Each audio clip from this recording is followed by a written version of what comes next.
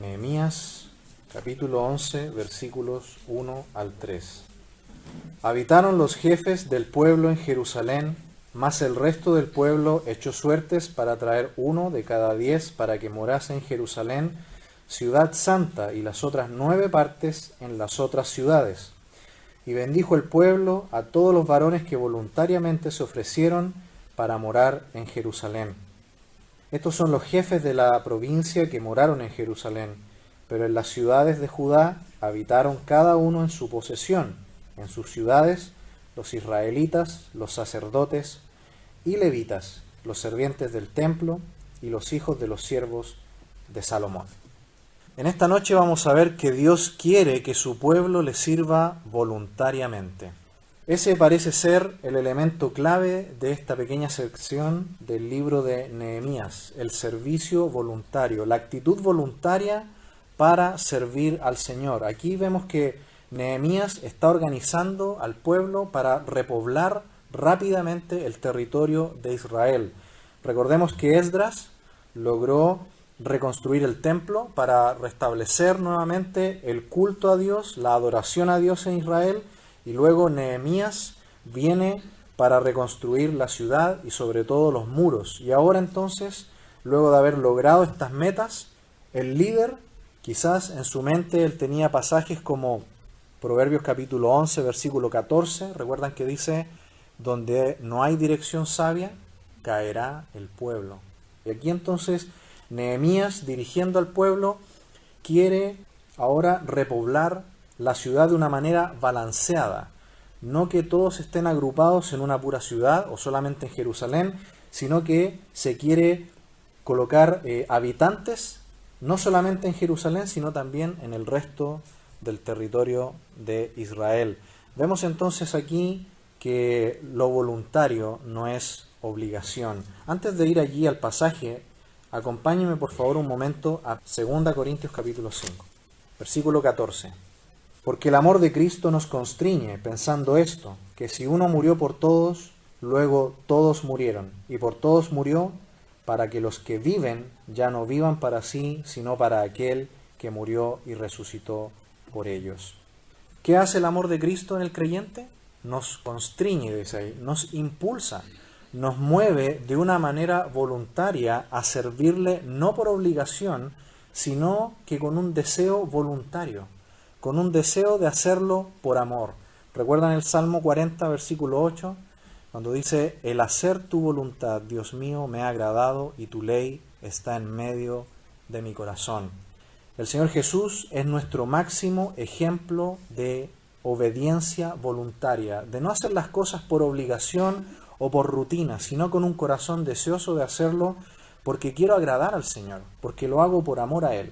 Pablo dice ahí en 2 Corintios, dijo, el amor de Cristo es lo que nos constriñe, es lo que nos mueve, es lo que nos impulsa a hacer todo de una manera voluntaria.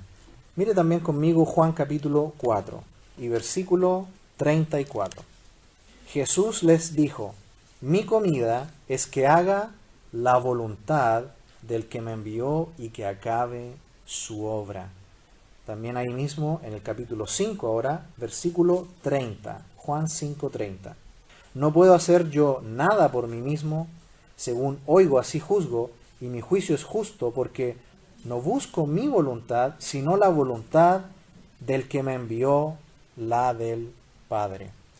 Vemos entonces que nuestro Señor Jesucristo es el máximo ejemplo de hacer todo para el Señor de manera voluntaria, de corazón y por amor, no por obligación, sino con un deseo sincero de hacerlo por agradarle, de hacerlo por glorificarle.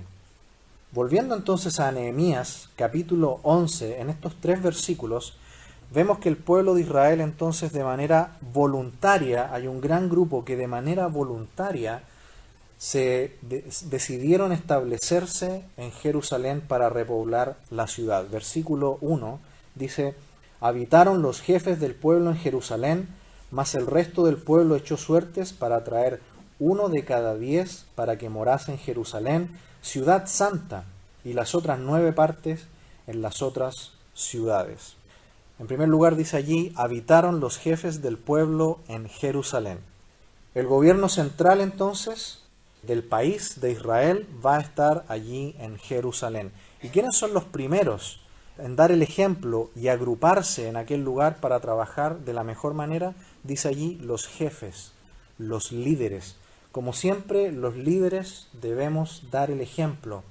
Los padres de familia en la obediencia a Dios fueron los primeros en instalarse en Jerusalén para establecer allí el gobierno del país, para poder servir mejor. Yo sé que quizás algo que nos llama la atención allí es que echaron suertes para decidir dónde se iba a ubicar cada familia. Esto de echar suertes no es algo nuevo. Desde el Antiguo Testamento, desde Josué, desde la conquista, vemos que, ¿recuerdan cuando Acán pecó? Para poder determinar quién había sido el que había pecado y por el cual habían perdido aquella guerra, la única que perdieron durante el tiempo de la conquista con Josué, en Josué capítulo 7 echaron suertes para poder determinar quién había pecado y descubrieron que había sido Acán. Luego cuando entraron en la tierra, ¿cómo repartieron la tierra para cada tribu? De acuerdo a Josué capítulo 14, también echaron suertes.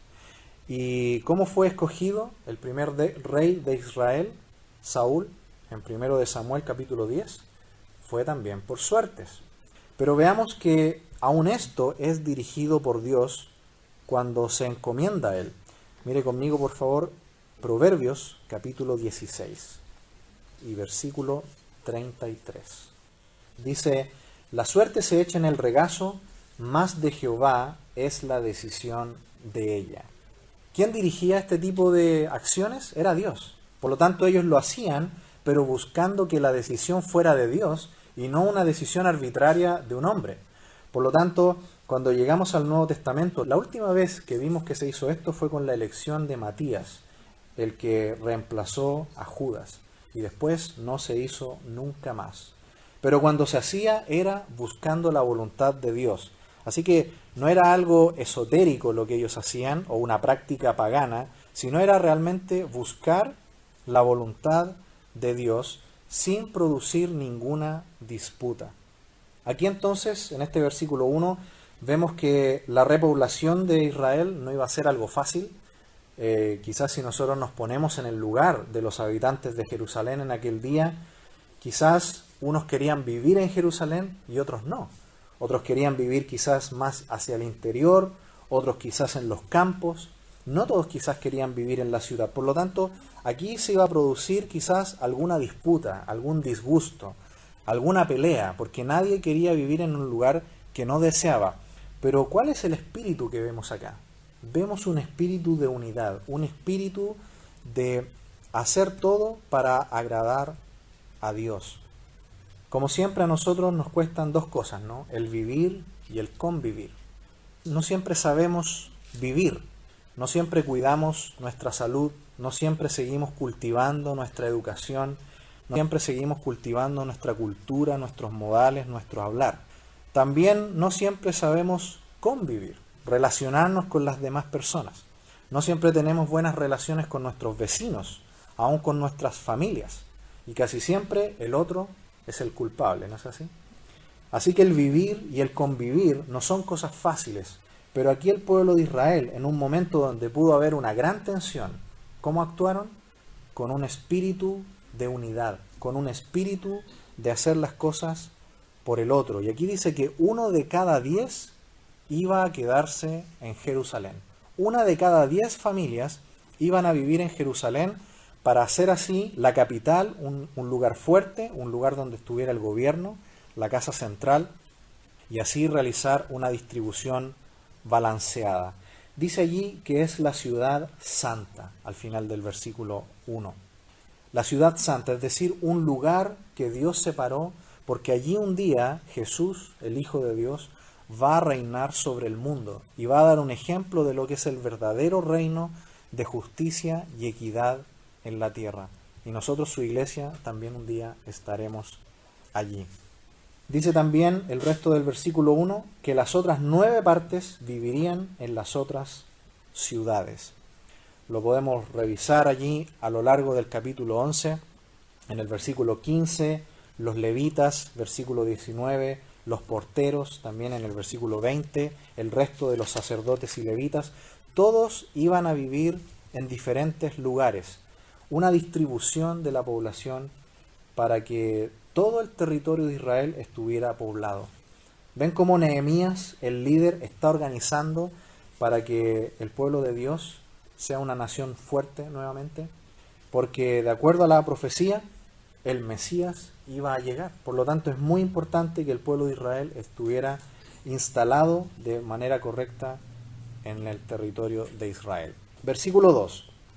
Y bendijo el pueblo a todos los varones que voluntariamente se ofrecieron para morar en Jerusalén. Hubo un gran grupo de los líderes de las familias que voluntariamente quisieron quedarse a vivir allí. Y dice aquí la palabra de Dios que el pueblo los bendijo. El pueblo reconoció la actitud que ellos tuvieron. Estos que quisieron ir voluntariamente y que se ofrecieron, dice que fueron bendecidos. Tenemos que entender que esto daba para muchas peleas, pero ellos lo hicieron de manera voluntaria. Vemos entonces aquí que en el relacionarse del pueblo de Dios, vemos una actitud de respeto, de solidaridad y de unidad. Respeto significa que permitimos que el otro sea como es, amarle tal como Dios lo ama. No somos todos iguales, somos todos diferentes. Y debemos amarnos y respetarnos de la misma manera que Dios lo hace. También vemos aquí una actitud de solidaridad, un preocuparse por la vida de otro, por su vida espiritual, por compartir algo que sea edificante. Cuando nosotros nos reunimos para compartir, que nuestra conversación, que nuestros temas sean edificantes también. Quizás a veces nos reunimos y quizás hablamos solamente cosas del mundo. Cuando los creyentes se reúnen fuera de la iglesia, también podemos hablar cosas que agradan a Dios. Agustín, en el siglo IV, dijo acerca de la unidad que en lo esencial tengamos unidad, en lo no esencial libertad y ante todo amor. Ahí vemos un buen balance, ¿no?, de todas las cosas. En lo esencial unidad, en lo no esencial libertad y ante todo amor. También acerca del amor, él dijo, la medida del amor es amar sin medida. Y así es como quiere Dios que nos amemos, que nos respetemos, que tengamos solidaridad entre nosotros, como lo mostró aquí el pueblo de Israel cuando repoblaron la ciudad de Jerusalén y todo el país. Un mal ejemplo lo vemos en Mateo capítulo 20. ¿Recuerdan cuando la madre de los hijos de Zebedeo le dijo a Jesús, aquí están mis hijos, y cuando sea el reino, uno de mis hijos se va a sentar a tu derecha y el otro a tu izquierda? Y uno podría haber pensado que los apóstoles iban a corregir la situación y no lo iban a tomar a mal, ¿no? Sin embargo, se enojaron los apóstoles, porque parece que a ellos no se les ocurrió primero la idea. Y el Señor les corrige, ¿no? Y les dice que lo mejor que tenían que hacer ellos, si eran sus discípulos, era tener una actitud de servicio, una actitud de servir. Y aquí vemos lo mismo. Ellos lo hicieron voluntariamente, no lo hicieron de manera obligada. Ellos pensaron en el otro, no buscaron su propia comodidad y su seguridad personal, sino que la sacrificaron en bien de la comunidad completa, del país completo. Notan al final del versículo 2 que dice, se ofrecieron. No esperaron a ser señalados, no esperaron a entrar en el sorteo de la suerte, sino que ellos se ofrecieron y voluntariamente fueron. Versículo 3. Estos son los jefes de la provincia que moraron en Jerusalén, pero en las ciudades de Judá habitaron cada uno en su posesión. En sus ciudades, los israelitas, los sacerdotes y levitas, los sirvientes del templo y los hijos de los siervos de Salomón. Vemos entonces aquí cómo quedó todo organizado. Y al leer el resto del capítulo, se menciona de manera específica cada nombre, cada familia, cada grupo y dónde se instalaron. Lo hicieron gracias a un espíritu de amor y de unidad que había en el pueblo de Dios. Y ese es el mismo deseo que tiene Dios para con nosotros en el día de hoy. Que tengamos un amor entre nosotros, una solidaridad, un deseo de buscar el bien del otro y no solamente el deseo nuestro. Y como les decía al principio, nuestro Señor Jesucristo es el máximo ejemplo de esto. Y quisiera ir finalizando con el máximo ejemplo que Él nos dejó allí en Mateo capítulo 26. Acompáñenme por favor una vez más al Nuevo Testamento, al Evangelio de Mateo, capítulo 26, y mire conmigo el versículo 42. El Señor está en el huerto de Getsemaní y está luchando sin duda en su espíritu. Dice que está triste hasta la muerte y ora al Padre. En el versículo 42 dice: otra vez fue y oró por segunda vez diciendo: Padre mío, si no puede pasar de mí esta copa sin que yo la beba, hágase tu voluntad. Hágase tu voluntad. Ese es el deseo que tiene el Señor, de que se haga la voluntad del Padre, ni siquiera la de Él. El Señor vino voluntariamente al mundo enviado por el Padre, voluntariamente. No sé si lo habían investigado, lo habían entendido así, pero si el Señor Jesucristo hubiera ido a la cruz con un corazón desobediente, con un corazón en el cual Él estaba obligado a hacerlo, su sacrificio no habría sido eficaz.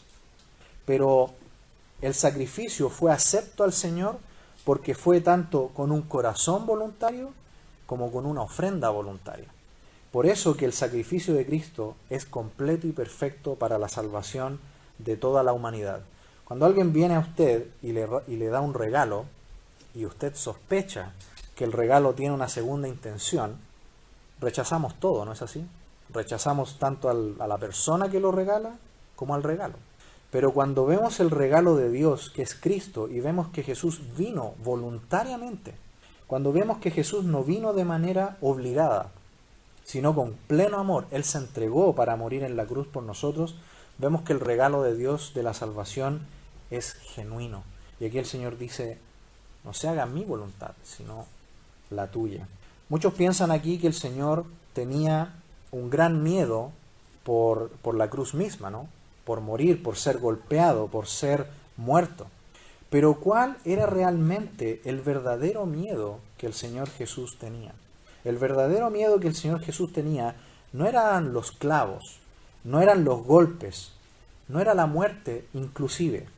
El verdadero miedo que el Señor Jesucristo tenía era que por un momento se vería herida la comunión perfecta que tenía con el Padre. El apóstol Pablo explica que el Señor Jesús en la cruz fue hecho pecado por nosotros. Isaías 53 explica que el pecado de todos nosotros, Jehová lo cargó ¿dónde? Lo cargó en Él. Es decir, en ese momento cuando Jesús está en la cruz pagando de manera sustitutoria nuestro castigo, el Padre ya no lo pudo ver más. En el Antiguo Testamento, uno de los profetas dice de Dios: tan limpio eres de ojos que ni siquiera puedes ver el mal. Y cuando el Padre Celestial ve al Hijo clavado en la cruz y lo ve que tiene todos los pecados de la humanidad encima de él, el Padre no lo puede ver. Por eso que el Señor Jesús exclama el Salmo 22, donde dice: Dios mío, ¿por qué me has desamparado? Eso era lo que realmente el Señor Jesucristo tenía, este temor. El Señor Jesús tenía el temor de que esa comunión perfecta que Él tenía con su Padre Celestial, en un momento Él la iba a perder por llevar el pecado de todos nosotros. Y el Señor experimentó el infierno ahí en la cruz, porque experimentó la sed. ¿Recuerdan que la sed es un elemento del infierno? Cuando el rico y Lázaro, cada uno parte a la eternidad, el que estaba en el Hades, el que estaba en el infierno, ¿recuerdan que dijo que tenía sed? Y el Señor Jesucristo allí en la cruz tuvo sed. El Señor Jesucristo también experimentó en la cruz la soledad del Padre, la separación con el Padre. Quienes estén en el infierno van a experimentar lo que significa estar separados de Dios. El Señor en la cruz experimentó todos los elementos del infierno y lo hizo por nosotros, y lo hizo voluntariamente. Nuestro Señor Jesucristo es el máximo ejemplo de servicio voluntario, de obediencia por amor al Señor. Y el pueblo de Israel así lo hizo. Un servicio a Dios, una actitud a Dios de hacerlo todo por amor y voluntariamente. Y eso es lo que nuestro Señor quiere en esta noche con nosotros. Quiere que tengamos un deseo de amarle, de servirle, no por obligación, sino voluntariamente. El Señor, cuando iba a la cruz, dijo: Padre, que se haga tu voluntad. Quiero que se haga según tu deseo y no según el mío. Hebreos capítulo 12, por favor, versículo 1. Por tanto, nosotros también, teniendo en derredor nuestro tan grande nube de testigos, despojémonos de todo peso y del pecado que nos asedia y corramos con paciencia la carrera que tenemos por delante, puesto los ojos en Jesús, el autor y consumador de la fe, el cual, por el gozo puesto delante de él, sufrió la cruz, menospreciando el oprobio, y se sentó a la diestra del trono de Dios. Considerad a aquel que sufrió tal contradicción de pecadores contra sí mismo, para que vuestro ánimo no se canse hasta desmayar. ¿Notaron el versículo 2? Dice él: despreciándolo todo, fue y sufrió la cruz. Y el máximo sufrimiento de la cruz no era el dolor físico, fue esa separación que él tuvo por un momento con el Padre. Y cuando el Señor Jesucristo ora allí en Juan capítulo 17, él le pide al Padre: Padre, devuélveme la gloria que tuve contigo antes que el mundo fuese. Ese es el deseo que el Hijo de Dios siempre tiene, de estar en perfecta comunión con el Padre. Y eso era a lo que realmente él tenía miedo, pero lo hizo para poder ser el perfecto sacrificio sustitutorio por nosotros, porque nosotros teníamos que morir en la cruz. Nosotros deberíamos haber muerto por nuestros pecados, eso era lo justo, pero Dios el Padre proveyó este rescate en la muerte de nuestro Señor Jesucristo, y por eso es que podemos ser salvos en el día de hoy. Hemos visto entonces, hermanos amados, en esta noche, que Dios quiere que su pueblo le sirva voluntariamente. Voluntariamente entonces significa no por obligación, sino con pleno amor. Hagamos todo para nuestro Señor con amor, buscando su gloria, y vamos a ser un pueblo que le agrada en todo lo que hagamos. Oremos.